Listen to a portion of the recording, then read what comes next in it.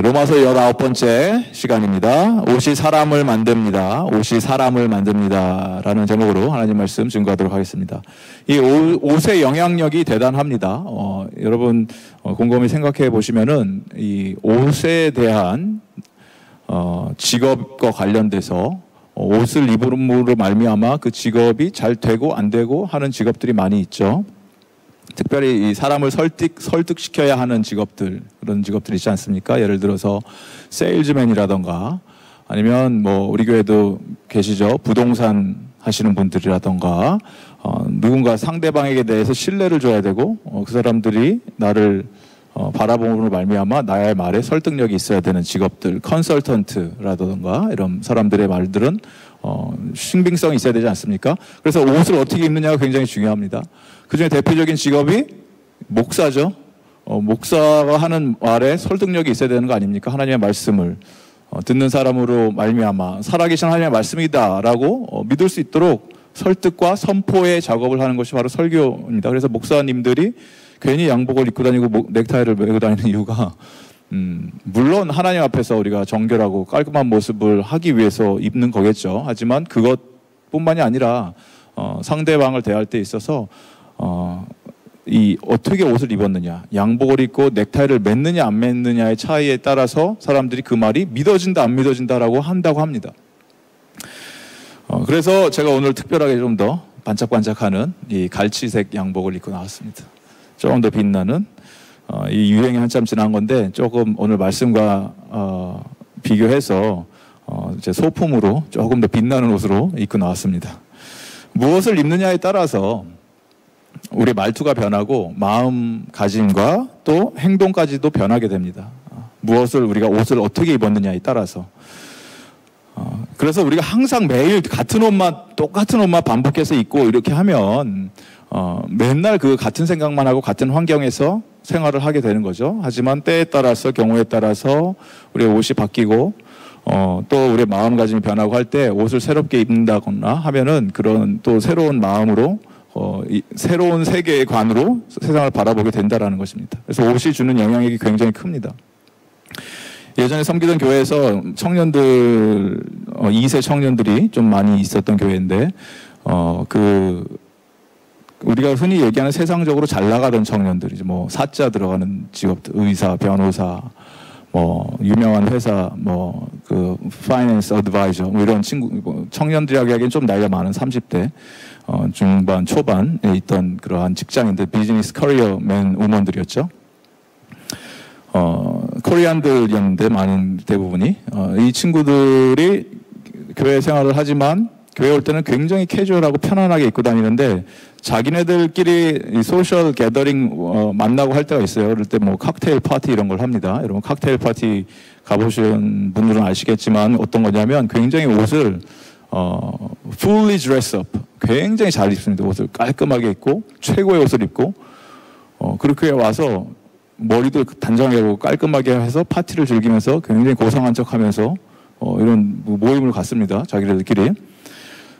그 모습을 보면서 참 저 겉과 속이 다른 자들, 교회에서 그렇게 하나님을 봐서 옷을 저렇게 입고 와서 예배를 드려야지 하는 생각이 얼핏 들었던 적이 있는데 제가 자기네들이 그런 모임 가질 때는 굉장히 비싼 호텔에서 칵테일 마시면서 이렇게 막 숭고한 척하면서 하고 교회 와서는 반바지 입고 찢어진 옷 입고 와서 예배드리고 하는 모습을 보면서 저 아닌데 라고 생각을 했는데 사실 이 친구들의 모습들이 가식적인 것이 아니고 그 순간만큼은 자기네들이 옷을 그렇게 입었을 때 그 순간만큼은 그것이 진실이라는 것입니다. 그렇게 살기를 원한다라는 것입니다. 그래서 그러한 부류의 사람들끼리 모였을 때는 옷을 잘 입고 빼입고 멋있게 하고 와서 했을 때는 다 그런 클래스들이니까 같이 좀 그러한 세계에서 살기를 원했던 것이고 교회 와서 하나님을 예배드릴 때 그런 마인드로 왔으면 좋았을 텐데 그게 아니고 그게 잘못됐다는 게 아니고 아버지의 집에 오는 것처럼 너무 편안하게 온 거죠. 그냥 편안하게 아빠한테 오는 것처럼 저는 그렇게 믿습니다. 일부러 그렇게 입은 게 아니고 그렇게 와서 아마 드렸다라고 생각을 합니다. 가식적인 것이 아니고 그 순간만큼 그게 진짜의 모습이었다는 거죠. 그런데 여러분, 저와 여러분, 우리가 스스로를 돌이켜보면은 우리는 인간들은 사실 그렇게 나이스하고 착한 선한 존재가 아닙니다. 근본적으로 우리 인간들은 착하지 않습니다. 우리의 뿌리까지 깊은 곳에 우리는 죄의 DNA가 있기 때문에 죄악 덩어리들입니다. 그래서 많은 경우 참된 자아를 발견해야 됩니다. 숨겨져 있는 자신을 찾으십시오. 이런 세상의 메시지를 들을 때 그 속에 있는 다른 메시지는 무엇이냐면 여러분, 이성을 내려놓고 영성을 포기하고 여러분의 감정이 이끄는 대로 느낌대로만 사십시오, 이 얘기입니다. 당신의 이 feeling을 따라서 사십시오. 내가 행복해하고 느껴지는 게 좋은 대로 사십시오. 그래서 그렇게 살다 보면은 그 인생은 잘 되는 것이 아니고 결국 동물보다 못한 비참한 인생을 살게 됩니다. 왜? 내가 이성을 내려놓고 생각을 안 하는 거죠. 그리고 영성을 포기하고 하나님을 아는 것을 소홀히 하고, 그리고 내 감정대로만 살면 동물보다 못한 인생을 살게 되는 거죠. 그런데 옷을 제대로 입혀놓으면 변합니다. 입혀놓은 대로 변합니다. 어떤 옷을 입혀놓느냐에 따라서 그 사람이 변합니다. 쉬운 예로 아이들에게 교복을 입히면은 우리 아이들이 아무리 철없어 보이고 그 개구장이 같은 애들 있지 않습니까? 막 뛰어다니고 뭐 이런 아이들도 교복을 입혀놓으면은 학생처럼 됩니다. 학교에서 얌전히 나름대로 줄도 맞추고 씁니다. 사회에서 잘 적응하지 못하고 어렵고 막 힘들게 사는 사람들에게도 군대 보내놓고 군복을 입혀놓으면은 군인이 돼서 나옵니다. 옷이 그렇게 만드는 거죠. 사람을 변화시키는 효과가 있다라는 것입니다. 제가 요새 하는 운동이 그 사이클을 많이 타는데, 자전거를 여기서 교회에서 집까지 출퇴근도 하는데 자전거. 처음에는 그냥 자전거만 구입해서 이렇게 탔죠. 그냥 출근할 때도 신방가는 약간 세미 정장 같은 거 옷을 입고 자전거 타고 오고 뭐 이렇게 하려고 하다 보니까 그 40분 동안 타야 되는데 땀이 나고 막 더러지지 않습니까? 그래서 어쩔 수 없이 사이클 복장을 바지부터 해서 위에 자켓하고 뭐 하나씩 둘씩 헬멧도 사고 하다 보니까, 여러분 가끔 가다 보면 사이클 타고 옆에 지나다니는 그 사이클 사람들 있지 않습니까? 이런 약간 타이트한 민망한 바지 입고 쫄쫄이 바지 같은 거, 그런 거 입고 다니는 사람들처럼 됐어요, 제가 지금. 그렇게 하려고 했던 게 아니고 그렇게 해야지 이게 자전거를 더 잘 탈 것 같더라고요. 근데 실제적으로 그렇게 입으니까 엉덩이도 굉장히, 여러분 그거 모르시겠지만 입으면은 이 패드가 있어서 굉장히 쿠션이 좋습니다. 푹신푹신하고 평상시에 입어도 편할 정도로 그리고 편하고, 옷도 공기 저항이 없기 때문에 굉장히 자전거가 잘 나가는 것 같고 땀 흡수도 잘 되고 뭐 배출도 잘 되고 좋다라는 것입니다. 왜? 옷을 바꿔 입으니까 거기에 최적화돼서 운동도 100% 할 수 있고, 또 교회 와서는 다시 이 정장으로 갈아입어야 되는 거 아닙니까? 제가 그래도 해야 되니까, 신방도 하고 뭐 해야 되니까 그렇게 됐다라는 것입니다. 제가 사이클 할 때는 사이클 복장을 입고. 그래서 우리가 무엇을 입느냐에 따라서 여러분 우리의 마음가짐과 행동과 하는 말투 이런 것들이 다 변하게 됩니다. 로마서 12장까지 쭉 살펴봤는데, 지난주까지 로마서 12장부터 시작하는 것이 이제 복음의 이론은 끝났다, 이제는 실전이다, 이 얘기 아닙니까? 실제적으로 구체적으로 복음을 적용해서 살아내자, practical application. 그게 로마서 12장부터 시작되는 거죠. 나오는 내용이 이런 거죠. 12장 14절에 보니까 너희를 박해하는 자들을 축복해라. 축복하고 저주하지 말라. 실제적인 얘기죠. 축복해라. 그리고 21절 보니까 악에게 지지 말고 선으로 악을 이겨라. 이런 내용이 쭉 연결되면서 오늘 13장 읽은 말씀에 처음 시작하는 내용이, 처음 13장에 권위에 대한 이 순종으로 이야기를 합니다. 권위에 대해서 복종해라.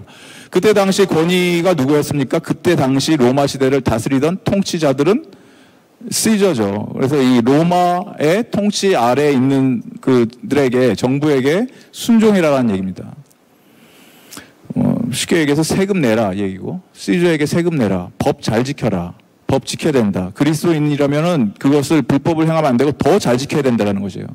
우리가 사는 이 시대도 마찬가지입니다. 여러분이 우리가 크리스천으로 이 땅을 살려면 이 세상의 법을 우리가 좋던 싫던 간에 이 세상의 법이기 때문에, 하나님이 세워주신 그런 권위자를 통해서 지정된 법이기 때문에 그것을 지켜야 된다는 거예요.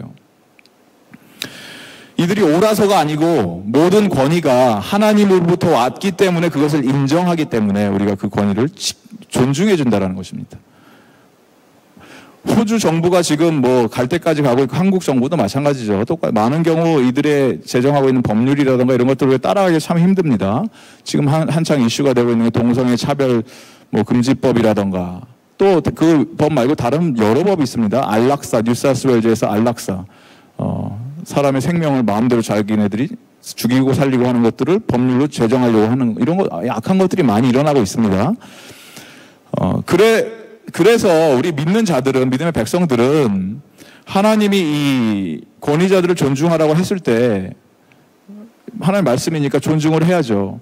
하지만 존중을 하면서 법을 지키고 따르려고 노력을 하면서 동시에 우리가 잊지 말아야 되는 것은 이 모든 법 위에 있는 상위법이 있습니다. 그것은 바로 하나님 스스로예요. 하나님이 원하시는, 하나님이 기뻐하시는 그 진리의 법 아닙니까? 그것을 우리가 깨달아야 되고 그것을 붙들고 지켜 나가야 된다는 것이에요. 그래서 그것을 위해서 우리가 지금 필요한 것이 뭐냐면 이 시대에 오늘 말씀해 보니까 더욱 우리가 힘써야 되는 것이 12절 말씀을 우리가 함께 읽어봤으면 좋겠습니다. 로마서 13장 12절 말씀 혹시 스크린에 띄워주시면 같이 읽겠습니다. 12절 시작. 밤이 깊고 낮이 가까웠으니 그러므로 우리가 어둠의 일을 벗고 빛의 갑옷을 입자.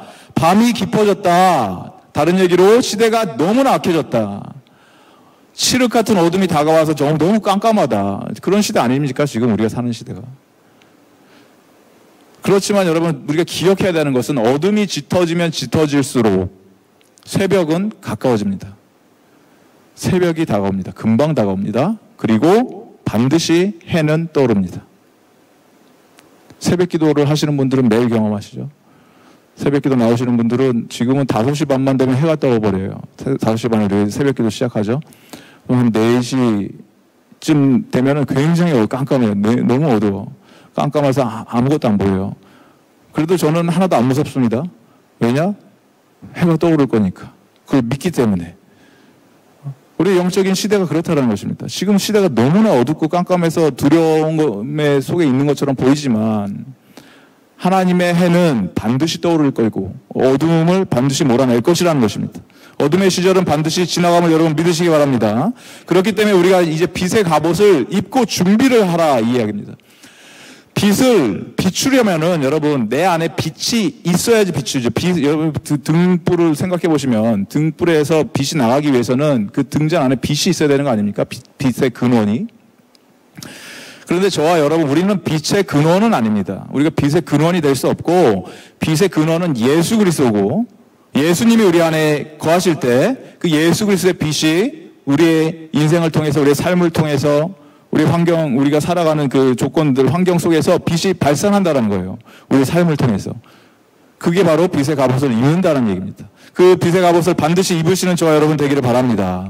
이 예수님의 빛의 갑옷을 입었을 때 또 다른 표현으로는 어떤 표현을 하냐면 오늘 같은 본문 말씀에서 14절 말씀을 함께 읽어보도록 하겠습니다. 13장 14절 말씀 시작. 오직 주 예수 그리스도로 옷 입고 정욕을 위하여 육신의 일을 도모하지 말라. 무슨 옷을 입어야 된다? 예수 그리스도로 옷 입고 빛의 갑옷을 입어라. 그 다음에 그 같은 표현입니다. 예수 그리스도의 옷을 입어라라는 얘기입니다. 예수 그리스도를 입어라.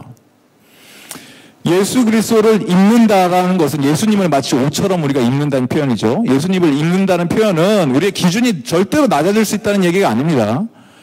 기준이 가장 높은 수준으로 올라가야 된다는 얘기입니다. 예수님을 입으면 우리의 기준이 최고의 것으로 올라간다는 거예요.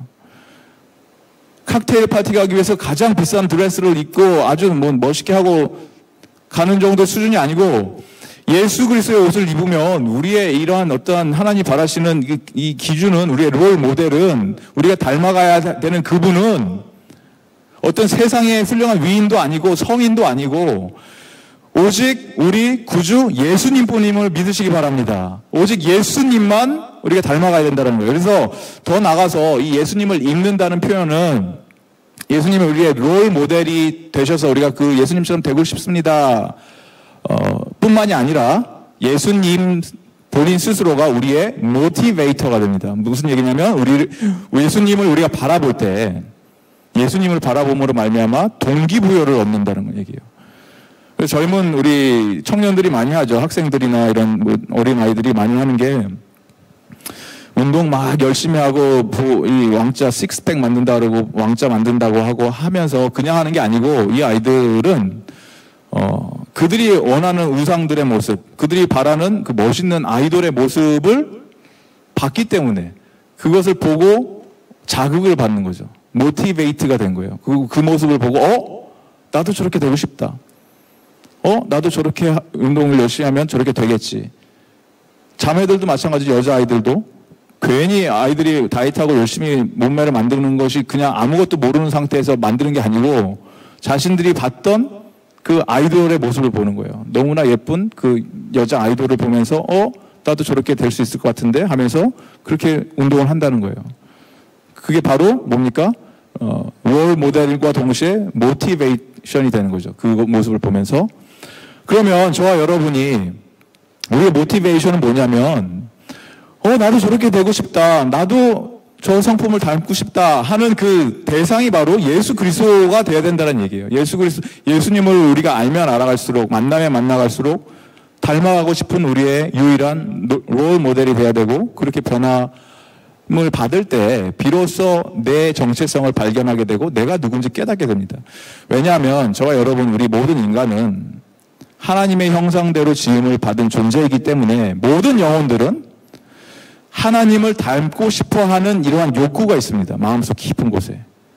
귀소 본능이라고 들어보셨습니까? 동물이라던가 곤충들이 그 미개한 것 같은 그런 미물들이 기가 막히게 자신들이 태어났던 곳을 알고 집을 알고 멀리 나갔다가도 돌아오죠.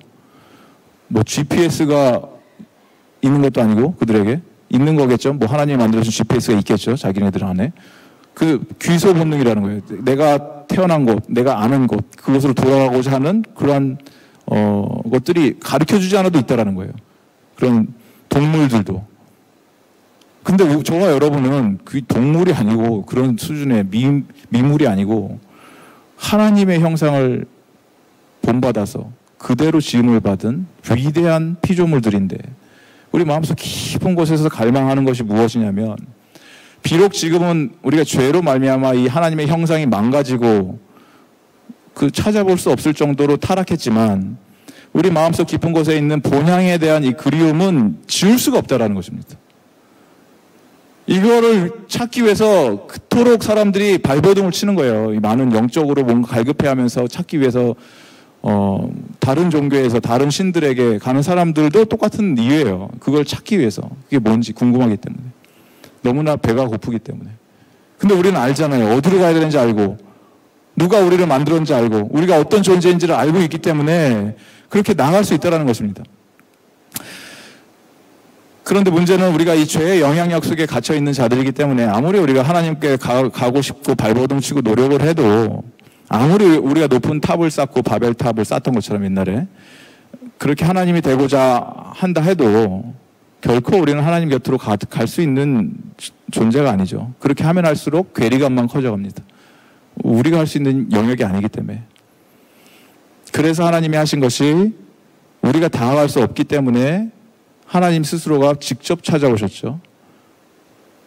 눈에 보이는 인간의 모습으로 예수님이 그렇게 오신 거죠. 하나님께서 직접 우리에게. 그래서 불가능해 보였는데 그 길을 열어주시고 그걸 가능케 해주셨는데 언제 우리가 그러면 하나님의 모습을 닮아서 그렇게 변화갈 수 있냐? 예수 그리스도라는 옷을 입을 때. 그게 나의 본연의 모습은 아닌데 내 진짜 실제는 나는 그게 아닌데 예수님이 어떤 분인지 이제는 우리가 말씀을 통해 선명하게 드러났기 때문에 예수님을 입을 때 그 하나님의 세계를 바라보게 된다는 거예요. 하나님을 알아가게 된다는 것입니다. 하나님을 직접 만나게 된다는 것입니다. 누구를 통해서? 예수 그리스도를 통해서. 그래서 14절에 말씀이 오직 주 예수 그리스도로 옷 입고 할 때 오직 주 예수 그리스도. 우리는 예수 그리스도 이걸 항상 입에 달고 살기 때문에 무슨 이 타이틀처럼 돼버렸는데 하나님의 이름은 이 타이틀이 아닙니다, 여러분. 타이틀처럼 무슨 직분을 얘기하는 것처럼 무슨 장로님 뭐 이렇게 하는 것처럼 직분을 얘기하는 게 아닙니다. 여기서 오직 주 예수 그리스도 했을 때 오직은 only죠. only, the only one. 오직 유일한 방법이라는 거예요. 다른 방법이 없다라는 거예요. 오직 예수님만을 통해서 이게 가능하다는 얘기고, 그리고 오직 주 했을 때 주는 뭡니까? Lord, 주인이죠, 주인. 그래서 우리가 예수님을 바라볼 때 관계를 얘기하는 거죠. 주인 되시는 예수님과 하나님의 백성들, 자녀된 우리들, 관계죠. 순종의 관계죠. 말씀을 순종하는 관계를 얘기하는 것이고, 그 다음에 오직 주 예수 했을 때 예수도 그냥 예수님 이름을 얘기한 게 아니고, 예수라는 뜻이 히브리어로는 여호수아예요. 여호수아. 여러분 아시는 여호수아 똑같은 단어입니다. 여호수아가 예수로 되는 겁니다. 헬라어로 들어오면 뜻은 뭐냐면 하나님이 구원하시다는 뜻이에요. God saves. 그 뜻 자체가. 그러니까 목적이죠. 예수라는 것은 목적이에요. 목적. 하나님의 목적. 구원을 위한 하나님의 목적. 그리고 그리스도라는 뜻은 예수님의 성이 아니고 그리스도의 뜻은 기름 부음을 받은 자라는 뜻입니다. The anointed one. 기름 부음을 받은 자. 누가 기름 부음을 받냐면 제사장, 왕, 임금, 그리고 또 선지자들을 얘기하는 거예요. 그래서 이 선지자가 주로 기름을 붓죠. 왕하고 제사장한테. 기름 부은 자를 의미하는 거예요. 그래서 기능을 얘기하는 거예요. 기능면. 그래서 관계라든가 목적이라든가 기능을 얘기하는 거예요. 우리 예수 그리스도를 입는다는 얘기가 그냥 예수 그리스도를 입는다 그렇게 끝나는 게 아니고, 예수님을 입는 순간 우리는 순종하는 하나님의 자녀가 되는 것이고, 예수 그리스도를 입는 순간 우리는 구원받은 왕의 백성이 되는 것이고, 예수 그리스도를 입는 순간 우리가 그리스도가 행하셨던 이 세 가지 펑션들, 왕과 제사장, 선지자의 역할을 우리가 의지하고 이제는 인정합니다를 고백한다라는 것입니다. 그게 바로 예수 그리스도를 입는다라는 뜻이에요. 그래서 골로새서 3장에 보면 이 표현을 좀 더 자세히 설명을 합니다. 그리스도의 옷을 입은 자들의 특징이 무엇이냐면, 그러므로 너희는 하나님이 택하사 거룩하고 사랑받는 자처럼 긍휼과 자비와 겸손과 온유와 오래 참음을 옷 입고, 골로새서에서 누가 누구에게 불만이 있거든 서로 용납하여 피차 용서하되 주께서 너희를 용서하신 것 같이 너희도 그리하고 이 모든 것 위에 사랑을 더하라. 이는 온전하게 매는 띠니라.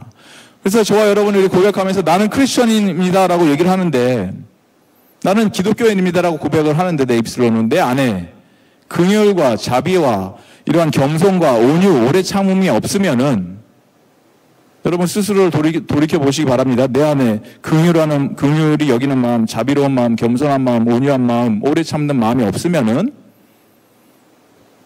저와 여러분은 벌거벗은 크리스천입니다. 크리스천은 예수님을 믿음으로 말미암아 크리스천이 됐죠. 근데 수치스러운 모습으로 노출되어 있는 크리스천입니다. 예수님으로 옷 입으시기 바랍니다. 예수 그리스도를 입으셔야 된다는 얘기예요. 예수님을 입으셨을 때 일어난 현상들이, 누가 누구에게 불만이 있으면 서로 용납하고 피차 용서해라. 왜 그래야 되냐? 그리스도가 나에게 그렇게 해 주셨기 때문에. 그래서 우리가 무슨 교회 일을 한다고 했을 때 우리는 이제 배운 사람들이고 지식이 있는 사람이고 교양이니까 굉장히 논리 정연하게 뭐 이런 거 따지지 않습니까? 논리를 따지고 법칙을 따지고 어떤 원리 원칙을 내세우는데, 교회에서 그 짓을 하면 다 죽습니다. 교회는 원리 원칙을 내세우는 단체가 아닙니다.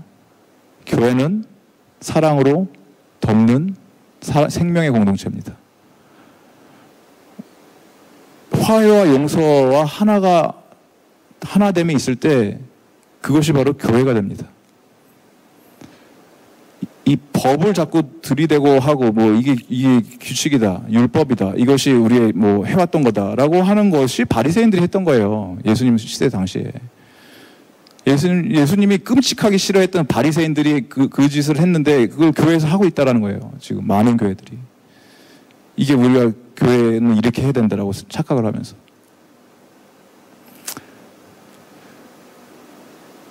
오늘 말씀 8절 보니까 피차 사랑의 빛 외에는 아무에게든지 아무 빛도 지지 말라. 남을 사랑하는 자는 율법을 다 이루었느니라.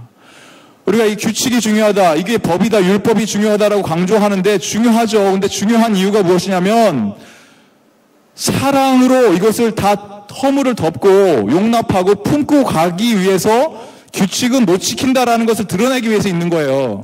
규칙을 못 지키기 때문에 그래도 사랑으로 품겠습니다가 교회라는 거예요.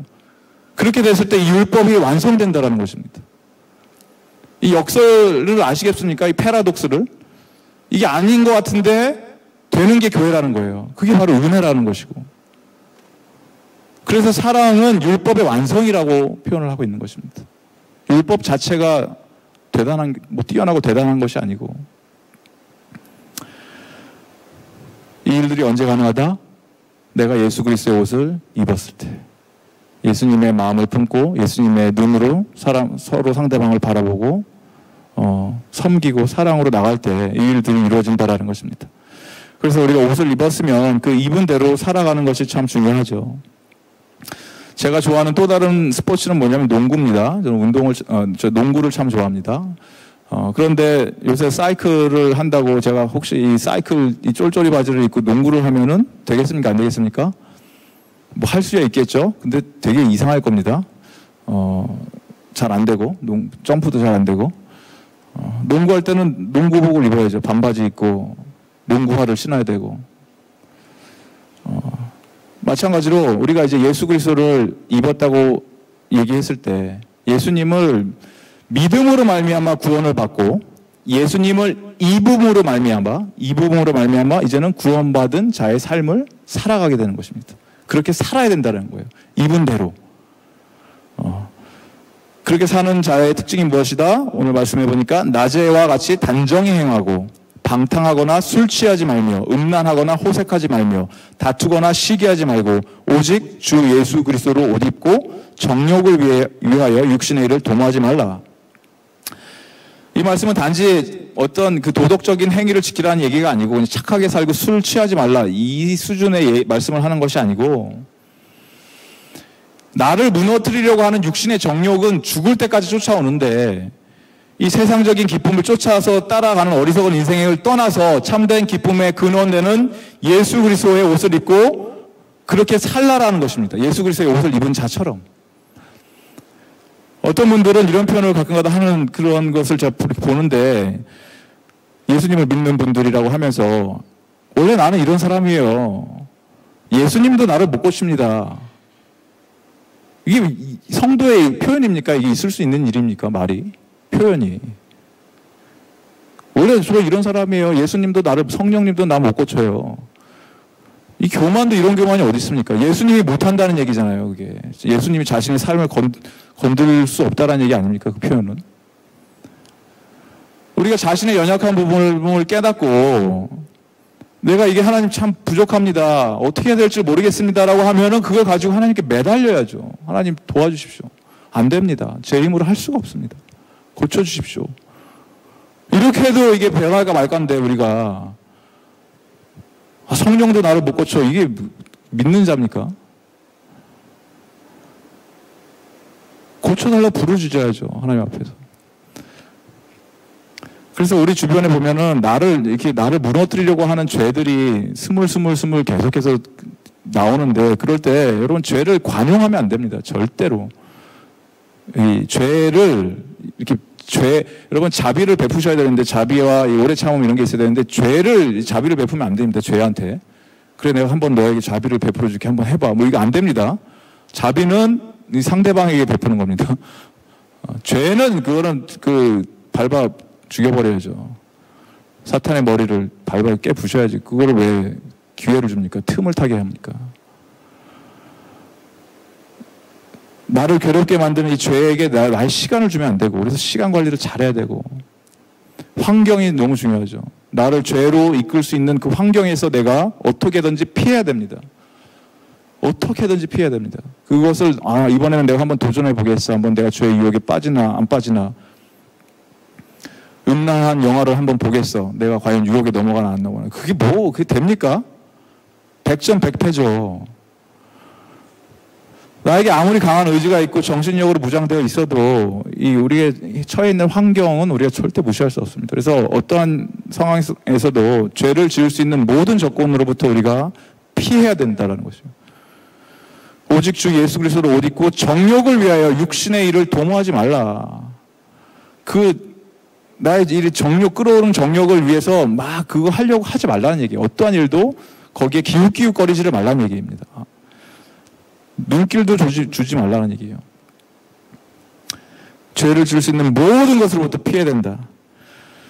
여러분, 재밌는 사실을 하나 알려드릴까요? 우리 애플의 창시자이자 애플을 성공적으로 이끌었던 이 아이패드의 아버지죠. 누굽니까? 스티브 잡스죠. 아이폰, 아이패드, 아이맥, 애플 좋아하시는 분들 많죠. 우리 교회도 있고. 근데 이 스티브 잡스가 인터뷰를 하다가 이런 인터뷰를 했어요. 지금 죽었지만 살아있을 때 인터뷰어가 아이패드 와 대단한 것 같은데 당신 스티브 잡스 당신 아이들이 너무 좋아하겠어요 아이패드를. 그랬더니 스티브 잡스가 뭔지 압니까? 대답이 무엇인지 압니까? 우리 집에서는 아이패드가 금지입니다. 우리 애들 아이패드 못 만져요. 그걸 왜 하게 해? 이 스티브 잡스, 아이패드를 만든 사람의 대답입니다. 너무 위험하다는 거예요. 그거 하면은 애들이 어디로 어떻게 빠질지 모른다는 거죠. 그걸 왜 애들 손에 들려줍니까? 스티브 잡스만 그런 게 아니고 실리콘밸리죠. 미국의 이런 것들을 만드는 그러한 산업단지, 유명한 아주 천재 같은 수제자 이런 사람들이 모여서 영향력 있는 사람들이 모여서 하는 그러한 미국의 그 사람들의 75%가 자녀들에게 이런 거 안 줍니다. 여러분들이 자녀 손에 건네주는 아이폰 이런 거 자기네들은 안 주는데 자기네 애들한테. 이 되는 집안과 안 되는 집안의 차이죠. 여러분, 우리가 이 다음 세대를 지킬 수 있습니까? 없습니까? 여러분들이? 여러분들은 못 지켜요. 다음 세대를 어떻게 지킵니까? 우리 다음 자녀들을. 우리가.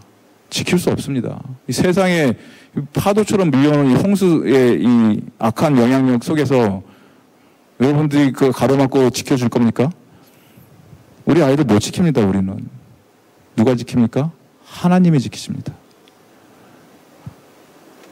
그리고 하나님이 지켜주실 때 가장 안전합니다. 우리가 아무리 노심초사하고 어떻게든지 우리 애들 하려고 해도 우리의 역할은 어디까지냐면 예수님을 우리 아이들에게 소개시켜주고 그리고 어떻게든지 이 아이들이 하나님 말씀으로 무장할 수 있을지 그 길을 보여주고 그 환경을 만들어주고 그렇게 끊임없이 아이들을 이끌어갈 때 그리고 우리가 그 길을 살아갈 때 그것을 보고 아이들이 부모의 신앙을 물려받는다는 것입니다.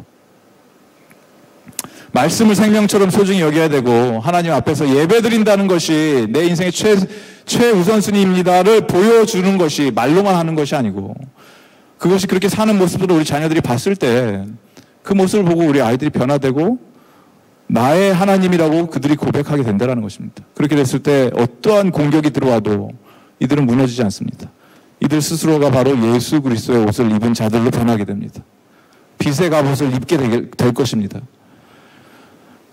그래서 우리가 예수 브랜드를 자꾸 이렇게 널리 퍼뜨려야죠. 우리 옷 브랜드 있잖아요. 좋은 브랜드들. 알마니 이런 거.